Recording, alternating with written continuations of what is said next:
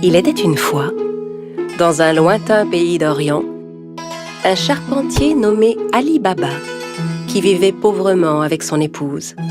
Ali Baba allait souvent dans la forêt avec son âne pour y couper du bois et le revendre en ville. Un jour qu'il était allé chercher du bois dans la forêt comme à l'ordinaire, il entendit un bruit de galop. C'était un groupe de cavaliers qui se dirigeait tout droit vers lui. Et les hommes n'avaient rien d'aimable. Ce sont certainement des voleurs. Je ferais mieux de me cacher. Ali Baba cacha son âne derrière les buissons et grimpa à un arbre. Les hommes arrivèrent et s'arrêtèrent juste sous l'arbre. Ali Baba les compta. Ils étaient 40 exactement.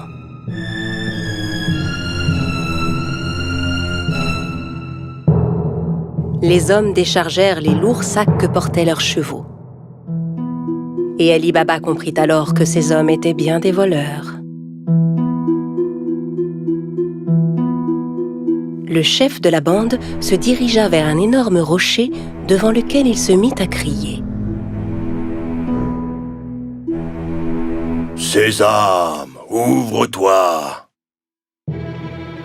Soudain, il se passa une chose incroyable. Le gros rocher glissa sur le côté comme une porte coulissante, laissant apparaître une grotte. Les voleurs entrèrent un par un en portant leurs gros sacs.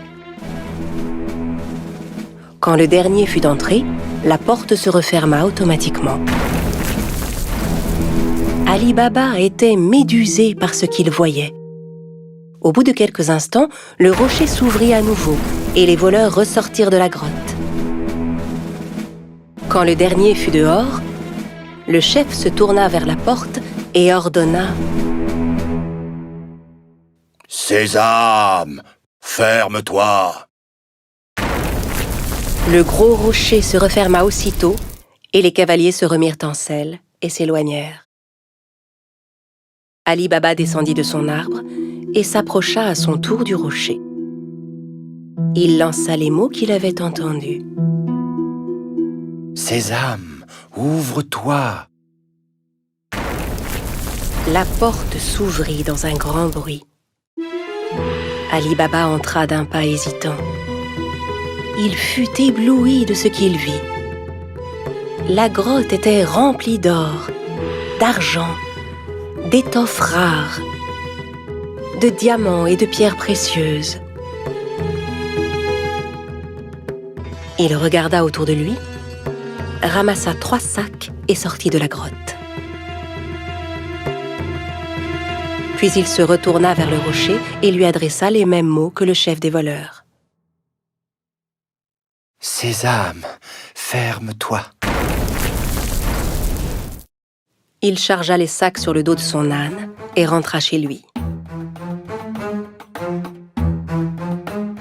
Arrivé à la maison, il montra les sacs à sa femme. Elle n'en croyait pas ses yeux et pensa qu'Ali Baba avait volé les sacs.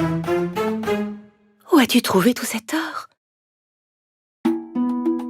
Ali Baba lui raconta alors tout ce qui s'était passé. Elle était si heureuse. Ils se mirent ensemble à vider les sacs. « Aide-moi à compter ça. Je veux savoir combien d'or nous avons. » Non, creusons plutôt un trou pour y enterrer cet or. « Va creuser le trou, j'irai demander une tasse à mesurer à ton frère Cassim. »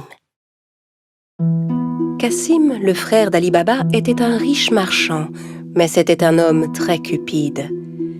Il n'avait jamais aidé Ali Baba, qui mit sa femme en garde. Très bien, mais ne lui parle surtout pas de l'or. Personne ne doit savoir. La femme se rendit chez Cassim pour lui emprunter une tasse à mesurer. Sachant qu'ils étaient très pauvres, Cassim lui demanda « Que veux-tu faire de cette tasse? Tu n'as pas d'argent à mesurer ?» La femme inventa alors un mensonge. Bien sûr, Cassim n'en crut pas un mot. Il mit discrètement un peu de miel sous la tasse avant de la confier à l'épouse d'Ali Baba. La femme rentra chez elle avec la tasse et commença à mesurer l'or.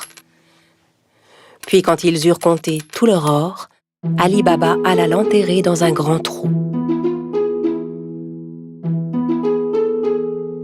Quand tout l'or fut bien enterré, la femme d'Ali Baba rapporta la tasse chez son beau-frère. Elle n'avait pas remarqué que de l'or était resté collé sous la tasse.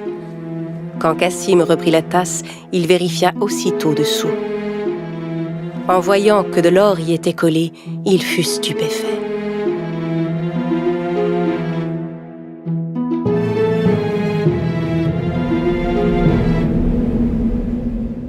Je me demande où Ali Baba a pu trouver cet or. Cassim ne put pas dormir de la nuit. Le lendemain matin, il se leva et se rendit directement chez son frère Ali Baba pour lui montrer l'or collé sous la tasse. Ali Baba, d'où vient cet or? Je croyais que tu étais pauvre. Où l'as-tu trouvé? Ali Baba lui raconta tout et le pria de n'en parler à personne d'autre. Si tu ne me dis pas où se trouve cette grotte, je dirai au voleur ce que tu as fait. Mais, Cassim... Ali Baba savait que Cassim ferait ce qu'il disait. N'ayant pas d'autre choix, il conduisit son frère à la grotte.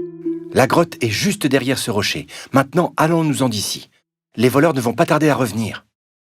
Ali Baba et Cassim rentrèrent chez eux, mais Cassim ne cessait de penser à la grotte. Il prit 2 chevaux avec lui et retourna à la grotte aussitôt. Arrivé devant l'entrée, il récita les mots qu'Ali Baba lui avait indiqués. « Sésame, ouvre-toi » Le gros rocher se mit à bouger et la grotte s'ouvrit. Cassim n'en croyait pas ses yeux.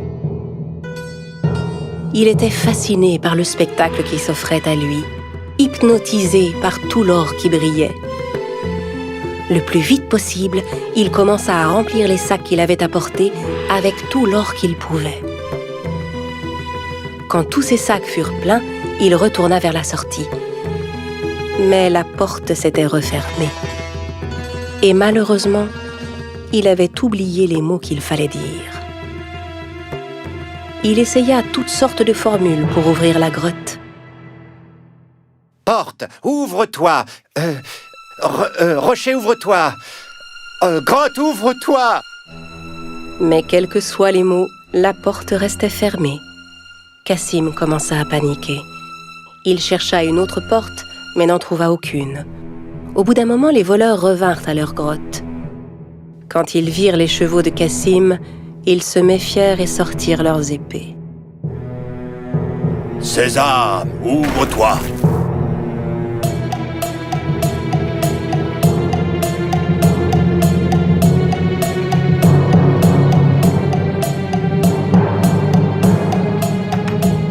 En entrant dans la grotte, les voleurs s'emparèrent de Cassim et le punirent sur le champ.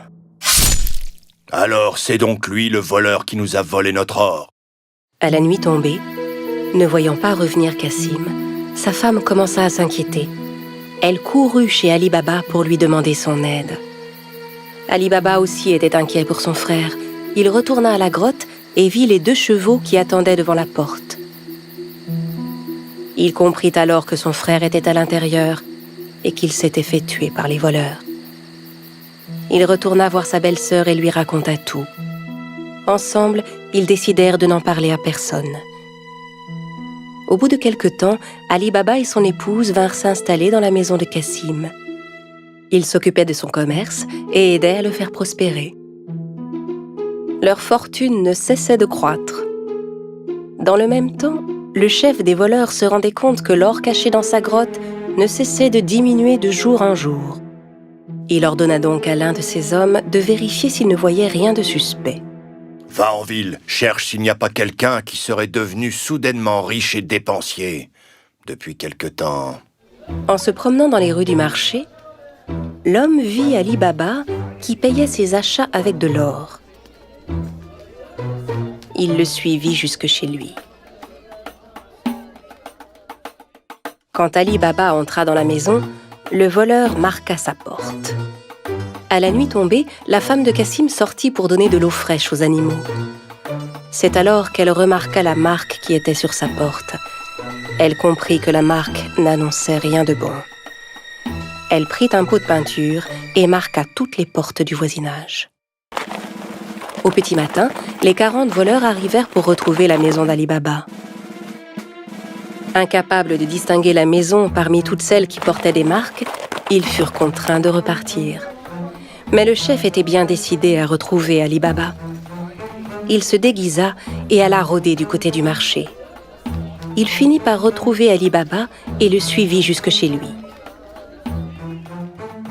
Quand il frappa à la porte, Ali Baba vint lui ouvrir.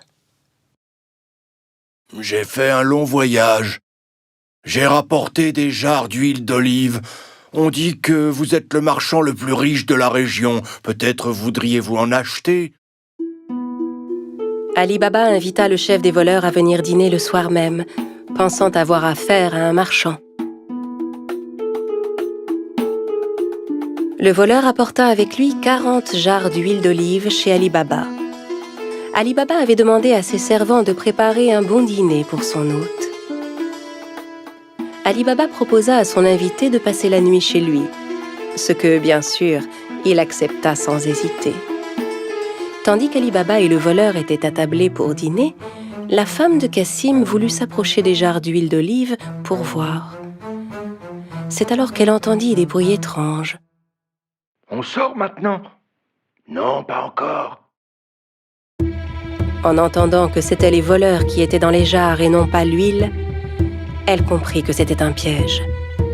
Elle alla aussitôt à la cuisine pour faire bouillir de l'huile.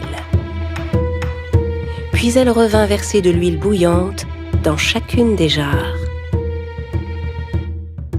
Les voleurs ébouillantés s'efforçaient de garder le silence.